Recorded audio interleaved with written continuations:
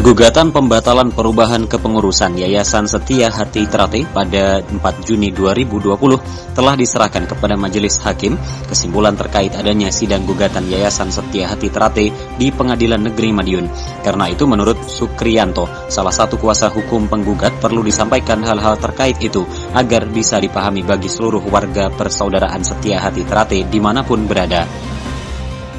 Secara singkat, Sukriyanto, salah satu kuasa hukum penggugat, menyampaikan bahwa urutan kejadian sampai mengapa terjadinya gugatan adalah bahwa Persaudaraan Setia Hati Trate adalah organisasi tidak berbadan hukum sehingga tidak dapat menjadi subjek hukum, termasuk juga memiliki tanah. Oleh karena itu, guna menindaklanjuti permohonan pembelian tanah eks Bengkok Desa Nambangan Kidul yang telah disetujui Wali Kota Madiun saat itu untuk kampus SH Trate, maka di hadapan Notaris Dharma Sanjata Sudagung didirikanlah Yayasan Setia Hati Trate pada tahun 1982 oleh 4 orang, yaitu Januarno, Tarmaji, Budi Harsono, yang dalam keterangannya selain bertindak untuk diri sendiri juga mewakili Persaudaraan Setia Hati Trate Pusat Madiun, Imam Kusupangat Sugeng Wiono. Tahun 1999 di hadapan Notaris Win Martanto diadakan perubahan akta Yayasan SH Trate dengan kondisi para pendiri. Lebih lanjut, Sukriyanto menerangkan bahwa Imam Kusupangat dan Januarno sudah meninggal dunia, serta Sugeng Wiono menyerahkan hak kuasanya kepada Tarmaji Budi Harsono dalam posisi sebagai pemegang kuasa penuh selaku pendiri Yayasan SH Trate yang hanya tinggal seorang diri. Tarmaji kembali menegaskan tentang hubungan, peran, dan kedudukan Persaudaraan Setia Hati Trate di Yayasan Setia Hati Trate sebagaimana tertulis di Akta Pendirian Yayasan Setia Hati Trate pada tahun 1982, khususnya pasal 6, di mana intinya pengurus dari warga Setia Hati Trate dan pengangkatan, pergantian, antar waktu, dan pemberhentian pengurus Yayasan SH Trate harus mendapatkan persetujuan dari pengurus pusat Persaudaraan Setia Hati Trate. Bahkan khusus untuk pemberhentian pengurus harus melalui rapat pengurus secara lengkap terlebih dahulu. Pengurus Pusat Persaudaraan Setia Hati Trate, Biro Humas Penegasan, Hubungan Penugasan, Kehadiran dan Keterwakilan Persaudaraan Setia Hati Trate di Yayasan Setia Hati Trate diwujudkan dalam Surat Keputusan Nomor 106/SK/PSHT/000-9/1999 tentang pengurus Yayasan Setia Hati Trate Pusat Madiun, bahwa tahun 2014 di hadapan Notaris M. Ali Fauzi diadakan perubahan akta Yayasan Setia Hati Trate guna menyesuaikan dengan peraturan perundangan yang berlaku dengan masih tetap mendasarkan kepada akta-akta Yayasan SH Trate sebelumnya.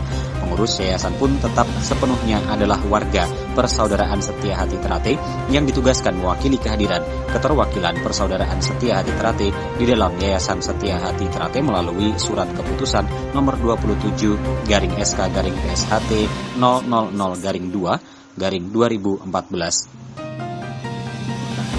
Dijelaskan bahwa tahun 2016 di hadapan Notaris M. Ali Fauzi, sepeninggal almarhum Tarmaji Budi Harsono, diadakan sedikit perubahan pengurus Yayasan SH Trate berdasar rapat Persaudaraan Setia Hati Trate tanpa mengubah atau membatalkan aturan-aturan yang telah ada sebelumnya yang dituangkan sebagai berita acara dan dicatat dalam catatan notaris Undang-Undang Nomor 28 Tahun 2004 tentang perubahan Undang-Undang Nomor 16 Tahun 2001 tentang Yayasan, mengamanahkan pada pasal 32 ayat 5 ketentuan lebih lanjut mengenai susunan, tata cara pengangkatan, pemberhentian, dan penggantian pengurus diatur dalam anggaran dasar. Sampai perubahan akta yayasan di hadapan Notaris M. Ali Fauzi tahun 2016 tersebut, tidak ada satu pasal pun yang membatalkan ketentuan yang mengatakan bahwa pengangkatan, pergantian antar waktu, dan pemberhentian pengurus Yayasan SH Trate harus mendapatkan persetujuan dari pengurus pusat Persaudaraan Setia Hati Trate, termasuk untuk pemberhentian pengurus harus melalui rapat pengurus secara lengkap terlebih dahulu. Bahkan di akta ini dituliskan pada bagian peraturan penutup di halaman 7 bahwa dengan dibuatnya akta tersebut maka ketentuan-ketentuan atau pasal-pasal lain yang ada dan atau telah diatur dalam akta-akta perubahan anggaran dasar yayasan sebelum akta tersebut masih tetap berlaku sepanjang ketentuan tersebut tidak bertentangan dengan akta tersebut. Hal itu semakin menguatkan bahwa ketentuan pengangkatan, pergantian antar waktu, dan pemberhentian pengurus Yayasan SH Trate harus mendapatkan persetujuan dari pengurus Pusat Persaudaraan Setia Hati Trate, termasuk untuk pemberhentian pengurus harus melalui rapat pengurus secara lengkap terlebih dahulu masih tetap berlaku. Di tahun 2017 di hadapan Notaris R. Mardiah di Yogyakarta diadakan perubahan akta kepengurusan Yayasan SH Trate yang diduga hanya dilakukan pengurus pusat Persaudaraan Setia Hati Trate Biro Humas oleh Dewan Pembina Yayasan tanpa melalui prosedur sesuai ADART, yaitu tanpa melibatkan pengurus lengkap dan mendapatkan persetujuan pengurus pusat Persaudaraan Setia Hati Trate. Hal inilah memicu munculnya gugatan nomor 34 garing PDTG garing 2019 garing Pengadilan Negeri Madiun yang ada di Pengadilan Kota Madiun saat ini. Terlebih dengan adanya kesaksian di bawah sumpah pada persidangan tanggal 23 April 2020 yang dinyatakan oleh Saudara Purwanto yang mengatakan bahwa tidak ada lagi hubungan antara Persaudaraan Setia Hati Trate dan Yayasan Setia Hati Trate dan aset yang ada bukanlah milik Persaudaraan Setia Hati Trate. Dari hal tersebut maka akan timbul pertanyaan, bila mana Yayasan Setia Hati Trate tidak ada hubungan lagi dengan Persaudaraan Setia Hati Trate, maka siapakah yang akan menjadi pemilik aset kampus atau padepokan Persaudaraan Setia Hati Trate yang ada saat ini? Terlihat jalannya sidang gugatan pembatalan perubahan kepengurusan Yayasan Setia Hati Trate kali ini dijaga ketat dari personel TNI dan Polri dan diadakan penyekatan di sejumlah titik. Selain itu, personel TNI dari Korem 081 DSJ menyiagakan pasukannya di Cagar Budaya Osvia Bosbu, Jalan Diponegoro nomor 39 Kota Madiun.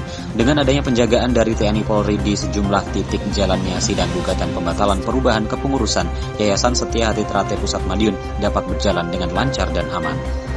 Yang pasti NO ya, jadi gugatan tidak dapat diterima.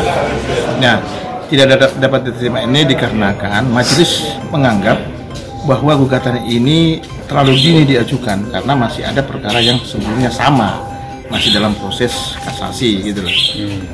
Tuh, dengan mempersoalkan yang sama, pandangan majelis seperti itu.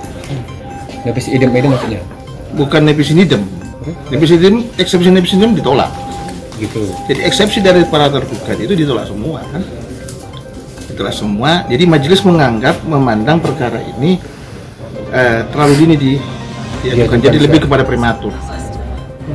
Ya prematur. Mungkin suruh melengkapi mungkin gitu. Gimana? Semacam suruh melengkapi. Bukan, kalau dilengkapi itu kan terkait dengan plurium litis consensium gitu, terkait pihak dan sebagainya. Ini dianggap prematur. Jadi harusnya diajukan setelah perkara ini selesai yang kasasi gitu loh. Itu pandangan majelis ya. Kenapa majelis menganggap pandangan seperti itu? Karena dikhawatirkan terjadi putusan yang berbeda atau residu des integrum.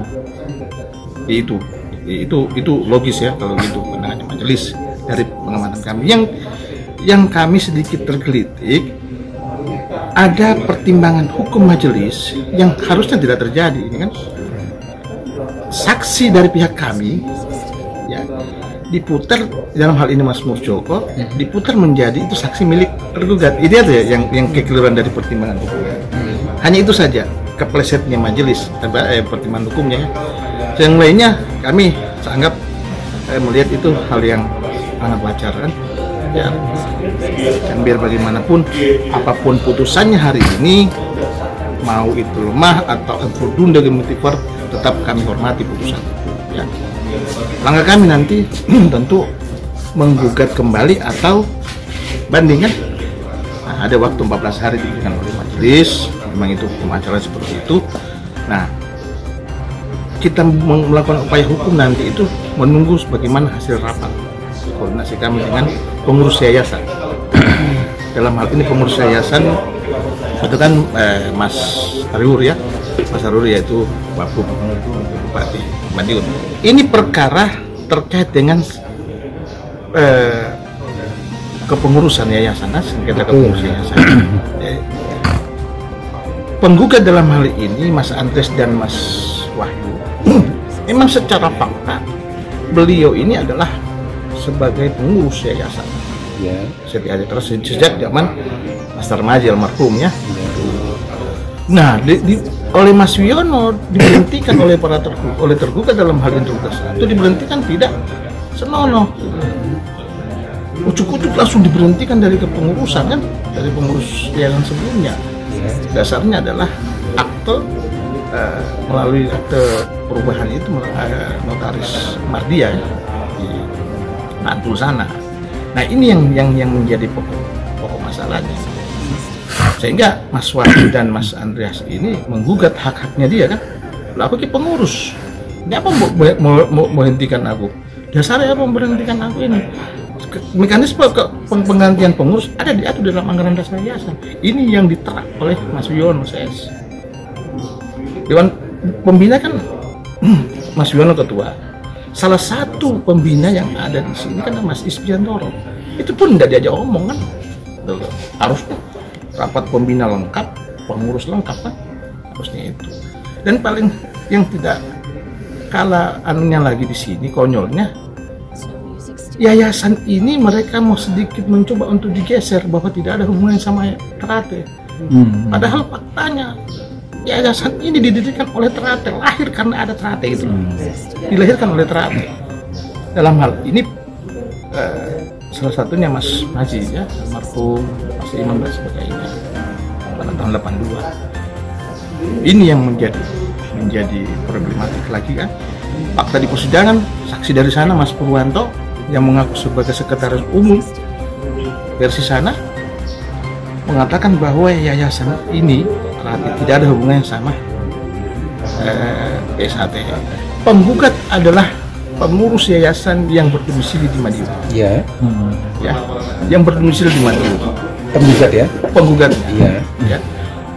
Kepengurusan yayasan yang berada di Madiun. Dengan tergugat dari tergugatnya ya pihak sana Jakarta kan. Sebenarnya tidak bisa dikatakan bahwa ini baru 17, baru 16 kan. Yang jelas di sini yang ada sekarang ini kepengurusan yayasan. Iya. Yayasan Teratai yang berada di Madiun, ya. Kubu Madiun. Nah itu dia. Ini melawan orang-orang yang tidak tahu asal usulnya, ucuk-ucuk jadi pengurus yayasan. Karena bahwa hasil putusan ini majelis memandang gugatan ini prematur, terlalu cepat diajukan. Harusnya menunggu putusan dari Mahkamah Agung perkara yang sebelumnya gitu.